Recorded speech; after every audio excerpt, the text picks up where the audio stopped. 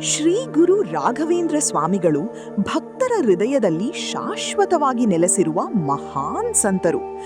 ಒಂದು ಬಾರಿ ಮಂತ್ರಾಲಯದಲ್ಲಿ ಒಬ್ಬ ಬಡ ರೈತನು ಬಹಳ ಸಂಕಷ್ಟದಲ್ಲಿದ್ದನು. ಅವನ ಬೆಳೆ ನಾಶವಾಗಿ ಕುಟುಂಬಕ್ಕೆ ಊಟ ಕೊಡಲು ಸಹ ಸಾಧ್ಯವಾಗುತ್ತಿರಲಿಲ್ಲ. ಆತನು ದುಃಖದಿಂದ ತುಂಬಿ ರಾಘವೇಂದ್ರ ಸ್ವಾಮಿಗಳ ಬಳಿ ಹೋಗಿ ತನ್ನ ಸಮಸ್ಯೆಯನ್ನು ಹೇಳಿಕೊಂಡನು.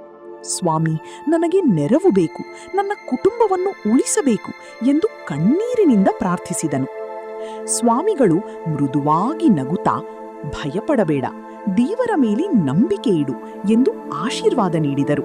ಅವರು ರೈತನಿಗೆ ಸ್ವಲ್ಪ ಮಣ್ಣು ನೀಡಿ ಅದನ್ನು ತನ್ನ ಹೊಲದಲ್ಲಿ ಹಾಕಿಕೊಳ್ಳಲು ಹೇಳಿದರು. ರೈತನು ಸ್ವಾಮಿಗಳ ಮಾತನ್ನು ಸಂಪೂರ್ಣ ನಂಬಿಕೆಯಿಂದ ಅನುಸರಿಸಿದನು. ಕೆಲವು ದಿನಗಳ ನಂತರ ಅವನ ಹೊಲದಲ್ಲಿ ಅದ್ಭುತವಾಗಿ ಬೆಳೆಗಳು ಬೆಳೆಯತೊಡಗಿದವು. ಬೇರೆ ರೈತರಿಗೆ ಬೆಳೆ ಇಲ್ಲದಿದ್ದಾಗ ಅವನ ಹೊಲ ಮಾತ್ರ ಹಸಿರಾಗಿ ತುಂಬಿತು. ಇದನ್ನು ನೋಡಿ ಎಲ್ಲರೂ ಆಶ್ಚರ್ಯಪಟ್ಟರು.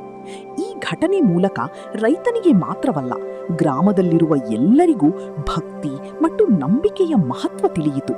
ರಾಘವೇಂದ್ರ ಸ್ವಾಮಿಗಳು ತಮ್ಮ ಜೀವನದ ಮೂಲಕ ಭಕ್ತಿ ಇದ್ದರೆ ದೇವರು ಸದಾ ನಮ್ಮ ಜೊತೆ ಇರುತ್ತಾನೆ ಎಂಬ ಸಂದೇಶವನ್ನು ನೀಡಿದರು. ಇಂದಿಗೂ ಮಂತ್ರಾಲಯದಲ್ಲಿ ಸಾವಿರಾರು ಭಕ್ತರು ಅವರ ದರ್ಶನಕ್ಕಾಗಿ ಬರುತ್ತಾರೆ. ಅವರ ಆಶೀರ್ವಾದದಿಂದ ಹಲವರು ತಮ್ಮ ಸಮಸ್ಯೆಗಳಿಗೆ ಪರಿಹಾರ ಕಂಡುಕೊಳ್ಳುತ್ತಾರೆ.